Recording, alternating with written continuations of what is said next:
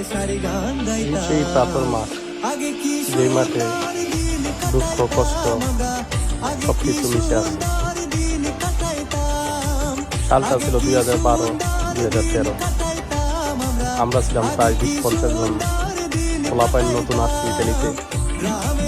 কারোর কোনো কাজ ছিল না, শুধুমাত্র এই মাঠে বসে বসে আড্ডা মারতাম, ঘন্টার পর ঘন্টা, দিনের পর দিন, মাসের পর মাস।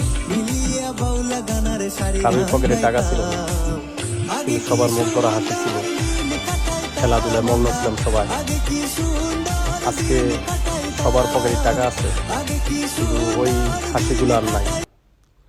যে সময় টাকা ছিল না, সবার মনে আনন্দ ছিল। আজকে সবাই টাকা ইনকাম করে, সবাই যার যার কাজে ব্যস্ত। অনেকেই পাদবা আছে, অনেকে অন্য শহরে চলে গেছে। কারোর সাথে দেখা হয়, কারোর সাথে দেখা হয় না।